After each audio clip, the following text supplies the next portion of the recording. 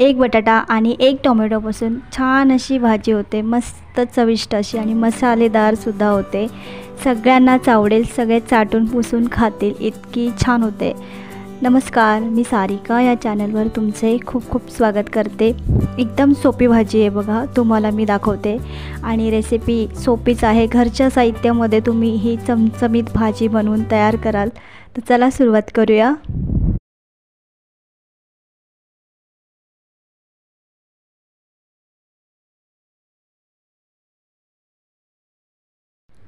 साहित्याची पूर्वतयारी थोडीशी मी करून घेतलेली आहे, तुम्हाला दाखवते बघा. एक कांदा घेतला आहे, जरासा मोठा आहे, आणि थोडीशी कोथिंबीर, एक टोमॅटो घेतला आहे, 2 मिरच्या, आणि जसं मी सांगितलं तुम्हाला इथे एक टोमॅटो आणि बटाट्यापासून तुम्ही मस्त अशी भाजी बनवाल. कांदा तर सगळ्यांच्या घरात असतो, बटाटा पण असतो, टोमॅटो पण असतो. तर ह्याच साहित्याचा वापर करून मस्त चमचमीत भाजी बनवूया आपण. तर इथे बघा, एक कांदा आहे जो मी मधून चिरून घेतला आणि जरासा मधून कापून घ्यायचा मोठा मोठा, आणि त्याचे जे पाकळे आहेत कांद्याचे ते वेगवेगळे करायचे. आता तुम्ही एक रेसिपी ऐकली असेल, ही आलू दो प्याजा, त्याच टाईपची, पण थोडीशी मी माझ्या पद्धतीने करते, तुम्हाला दाखवते, तुम्ही नक्कीच पूर्ण बघाल. तर हे बघा, अशा प्रकारे मी कांदासुद्धा वेगवेगळा करून घेतलात, त्याच्या पाकळ्या वेगळ्या केल्यात, आणि 2 हिरव्या मिरच्या मी मधून चिरून 2 भाग करायचे त्याचे, आणि ह्या मिरच्यासुद्धा तेलामध्ये मस्त फ्राय केल्या ना की खूप छान लागतात त्या भाजीमध्ये.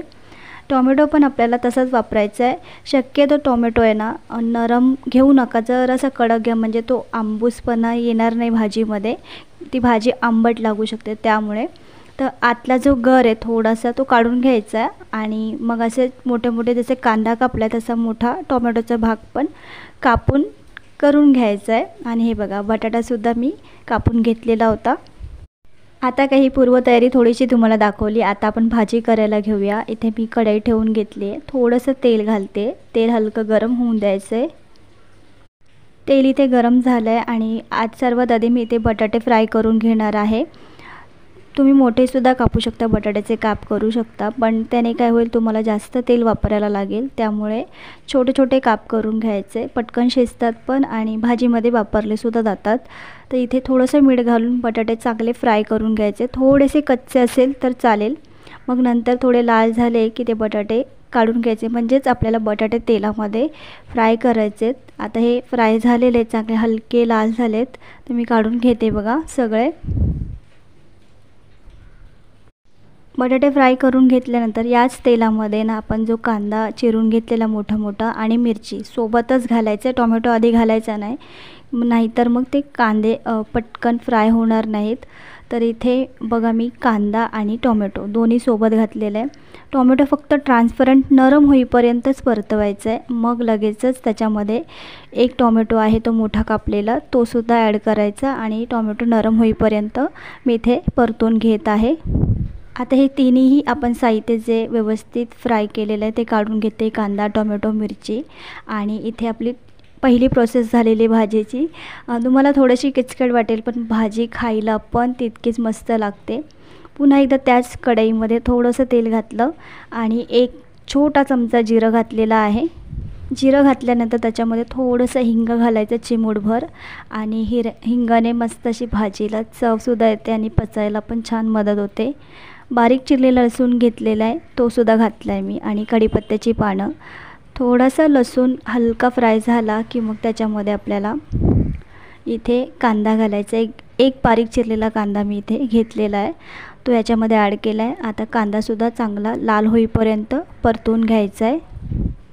मी इथे लसूण 5 ते 6 पाकळ्या घेतलेल्या, आणि हे बघा, कांदासुद्धा चांगलाच नरम पडलेला आहे, लालही झाला आहे. आता याच्यामध्ये ना मी तयार जी आलं लसूण पेस्ट असते ती घालते. आता माझ्याकडे नाही, त्यामुळे मी हीच वापरते. तुम्ही ताजी बनवूनसुद्धा वापरा, अजून छान होईल भाजी. आलं लसूणसुद्धा चांगलं परतून घेतलं, आणि मग याच्यामध्ये एक बारीक चिरलेला टोमॅटो घालायचं आहे. हे साहित्य आपण का वापरतो, कारण आपल्याला ग्रेव्ही हवी आहे, त्यामुळे हे साहित्य वापरावंच लागेल. तर एक बटाटा आणि एक टोमॅटोपासून खरंच खूप छान भाजी बनेल आपली.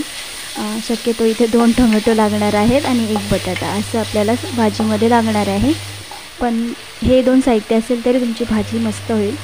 पुन्हा एकदा टोमॅटो छान नरम करून घेतला, मीठही चवीपुरतं घालून घेतलं.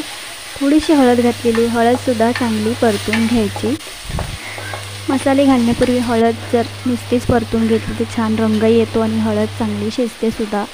आता इथे घरगुती जो मसाला असेल लाल तिखट वगैरे किंवा मालवणी मसाला वापरू शकता. इथे मी मालवणी मसाला वापरलेला आहे आणि थोडंसं पाणी घालते. सगळं छान एकजीव करून घ्यायचं. पाणी घालून चांगला हा मसाला शिजवून घ्यायचा आहे. मसाले घातले तर छान परतून घेतलं. मग त्याच्यामध्ये थोडासा गरम मसाला घालायचा आहे. हा चिकन बिर्याणीचा मसाला आहे आणि मस्त फ्लेवरफुल आहे, त्यामुळे मी तोच वापरते. मसाला घातल्यानंतरसुद्धा चांगलं परतून घेतलं. आता ह्याच्यामध्ये ना थोडंसं दही घालायचं. 1-2 चमचे असेल बघा, ही वाटी छोटी आहे तर ते 2 चमचे बसतील एवढं दही आहे. दही चांगलं फेटून घ्यायचं, मग ह्याच्यामध्ये ॲड करायचं आणि दहीसुद्धा चांगलं परतून घ्यायचं तेल सुटेपर्यंत. आता मी जे फ्राय करून ठेवलं होतं बटाटा, कांदा, टोमॅटो, मिरची हे सगळं याच्यामध्ये ॲड करायचं आहे आणि मंद गॅसवरच आहे ना 3 ते 4 मिनटं चांगलं परतून घ्यायचं, सगळं एकजीव करायचं. भाजीला आताच खरंच खूप छान सुगंध येतो आहे. तर हे बघा, काही वेळ परतवल्यानंतर मी झाकण ठेवणार आहे. फक्त 2 मिनटासाठी इथे झाकण ठेवलेलं. आता काढून बघते बघा आणि मस्त रंग आलेला आहे भाजीला, तेलही सुटलेलं आहे. थोडंसं जे वाटीमध्ये दही होतं त्यात मी 2 वाटी पाणी घातलेलं आहे, त्यापेक्षा जास्त नाही घातलं आहे बघा. आणि भाजी तुम्हाला कशी हवी, घट्ट पातळ, तशी जास्त पातळ करू नका. आता हे ऑप्शनल आहे. मी इथे शेवगाची शेंग आहे ना उकडून घेतली होती मिठाच्या पाण्यामध्ये, ती ॲड करते. तुम्हाला नको असेल तर तुम्ही नाही घातली तरी चालेल, पण छान टेस्ट येईल अजून भाजीला. यामध्ये आता कसुरी मेथी घालायची आहे आणि पुन्हा एकदा मी याच्यावर झाकण ठेवणार आहे 5 मिनटासाठी. तर इथे 5 मिनिटानंतर मी झाकण उघडते बघा आणि भाजीला रंग बघा खूप छान आला आहे. मस्त वाफ लागली भाजीला आणि जो अर्धा कच्चेपणा होता भाजीला तो सुद्धा शिजलेला आहे. बारीक चिरलेली कोथिंबीर घालून गॅस मी बंद करते आणि छान चांगल्या प्रकारे सगळी भाजी मिक्स करून घेतली. हे बघा, हलकी सुक्की झालेली आहे तरीसुद्धा खायला अप्रतिम चवीची आहे, सगळ्यांनाच आवडेल, मस्तच झालेली आहे. तर हे बघा, रंग बघा किती छान आलेला आहे. तर चला सर्व करायला घेऊया.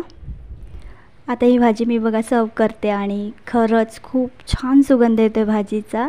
1 बटाटा आणि फक्त तुम्ही 1 टोमॅटोपासून मस्त चमचमीत भाजी बनवू शकता. चवीला अप्रतिम झालेलीच आहे. आणि जर तुम्हाला दह्याऐवजी काही दुसरं वापरायचं असेल तर तुम्ही काजू वापरू शकता. याच्यामध्ये ग्रेव्ही करण्यासाठी काजूची पेस्ट करून घाला तरीसुद्धा ही भाजी मस्त होईल. फक्त दह्याऐवजी तुम्ही ती काजूची पेस्ट वापरू शकता. तर हे बघा, खूप दिसायला पण छान दिसते, चवीला पण अप्रतिम आहे. नक्की ट्राय करून बघा. आणि दही जास्त आंबट वापरायचं नाही, ताजं फ्रेश दही वापरा. रेसिपी कशी वाटली नक्की सांगा आणि व्हिडिओला लाईक करा. चॅनलवर नवीन असाल तर सबस्क्राईब करून घ्या आणि भरपूर शेअर करा. धन्यवाद.